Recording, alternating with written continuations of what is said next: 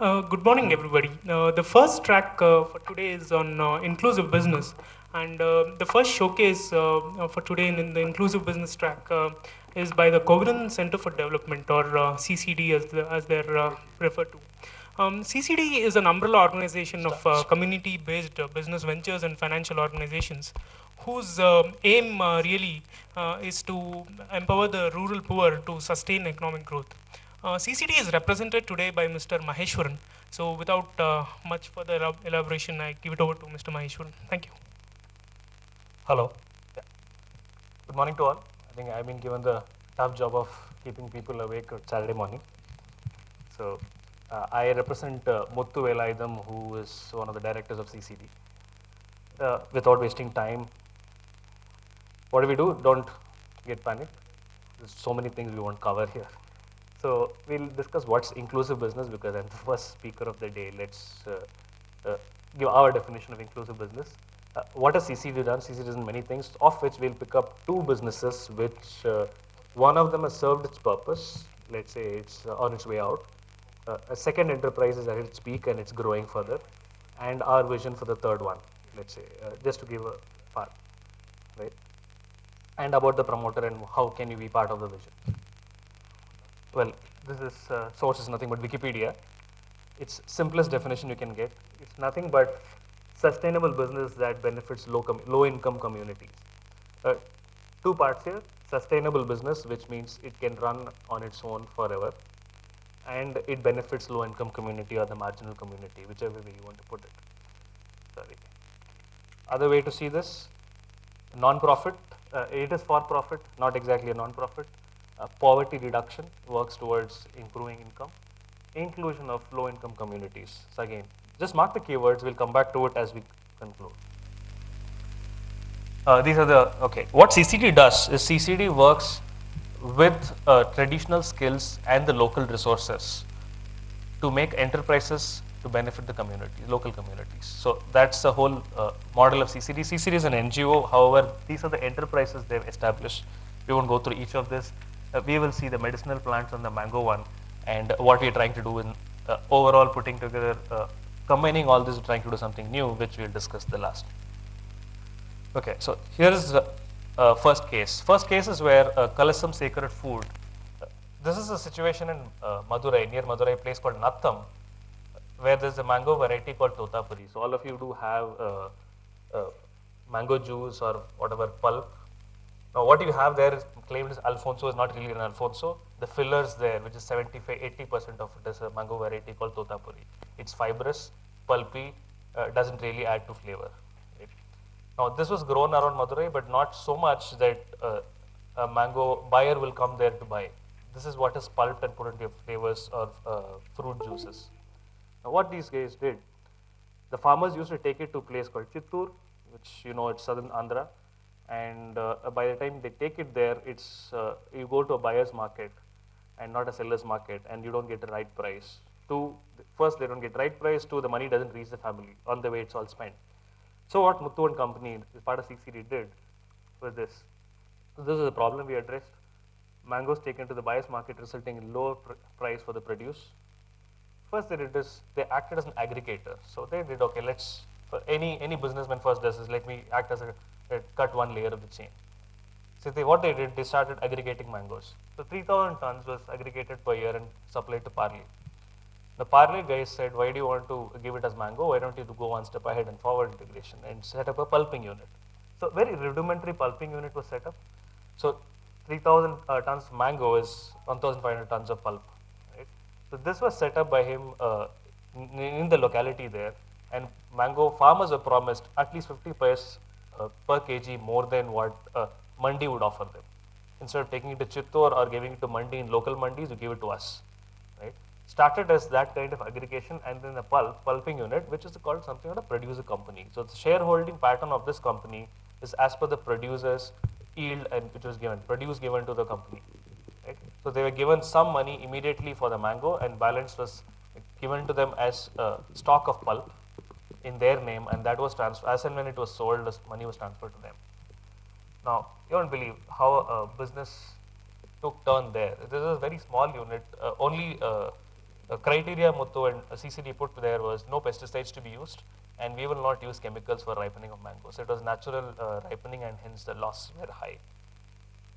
And going forward, they had forward contracts with the companies, so working capital was never a problem when, during its peak phase.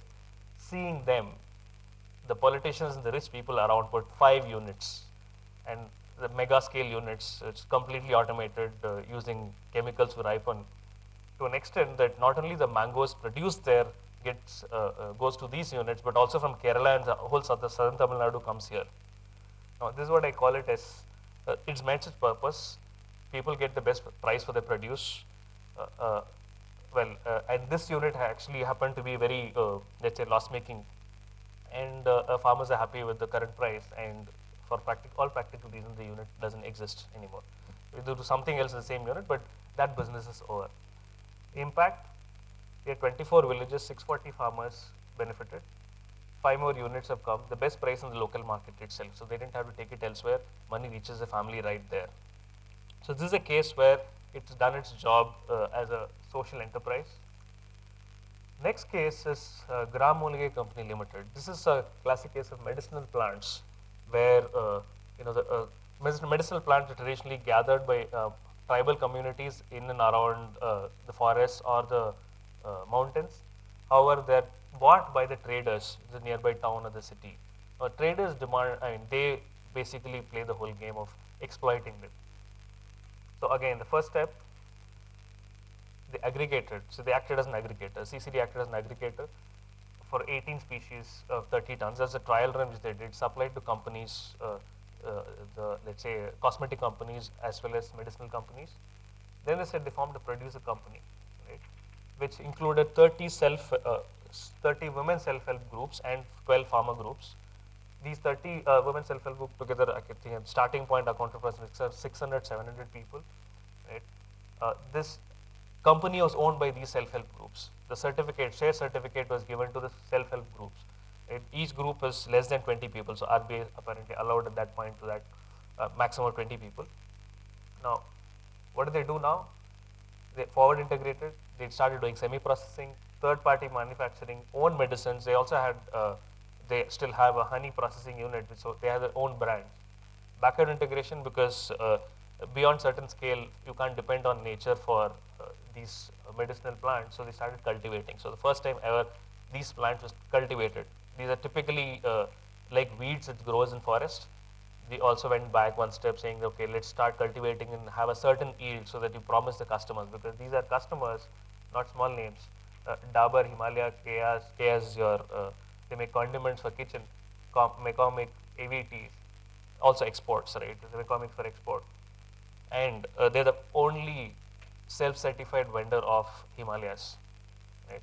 And for most of the others also there, but then there are others. For Himalayas, they're the only self-certified vendors, which means a tribal lady who collects it there, she knows to exactly categorize it, tag it as so-and-so. So Mahesh collected this, and that can be tracked all the way till the plant when it's processed.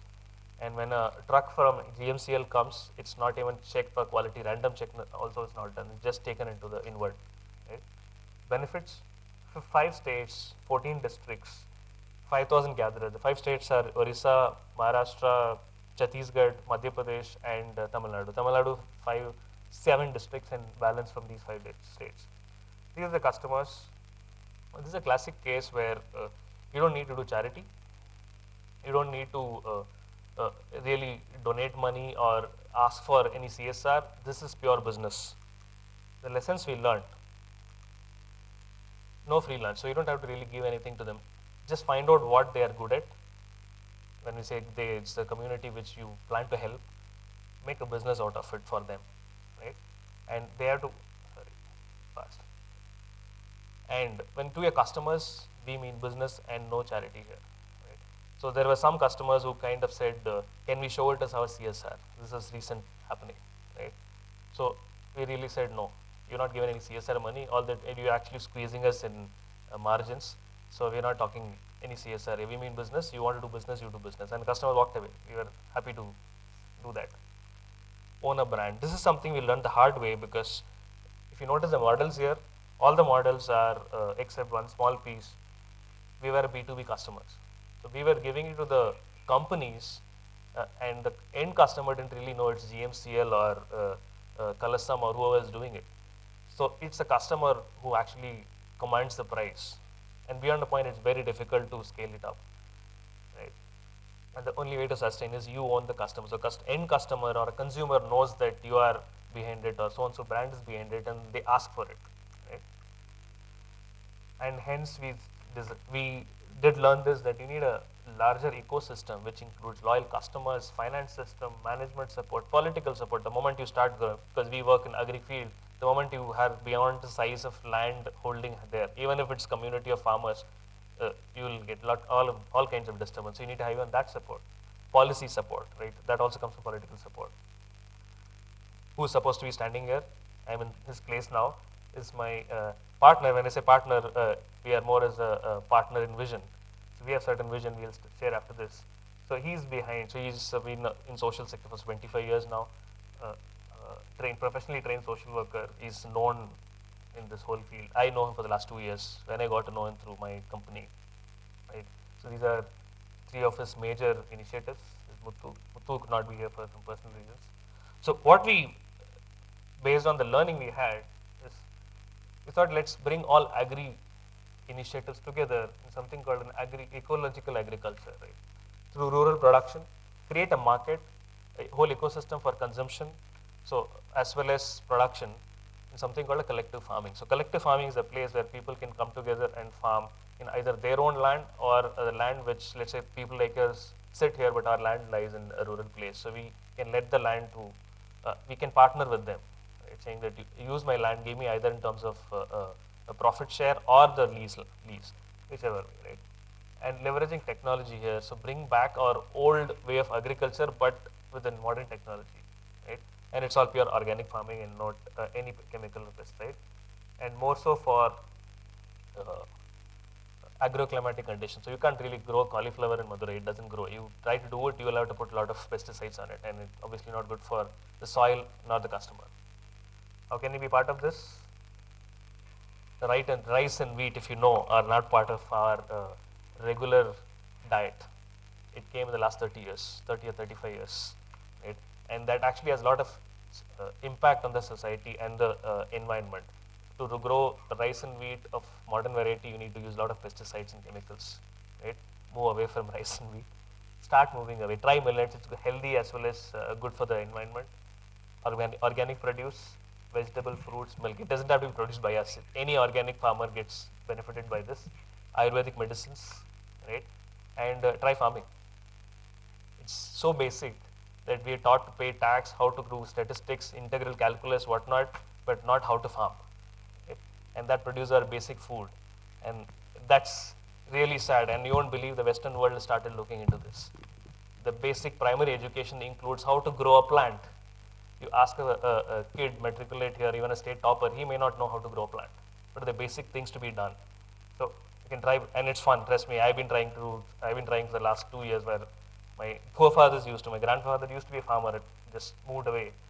But I've been trying this. Wonderful feel.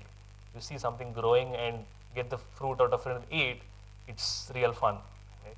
So you don't have to be associated with this directly only. You can do all this to encourage other farmers and the whole ecosystem. Thank you. That's the context. So anytime, by profession, I'm a management consultant, but by passion, I've been with Muthu for the last 2 years. So reach out to us. That's Muthu's and my email address. Wherever we can help you, be it you want to be associated with our dream, or you want us to help you in somewhere, or just to want to have a chat on some idea, please feel free. We'll help you in whichever way we can. Thanks.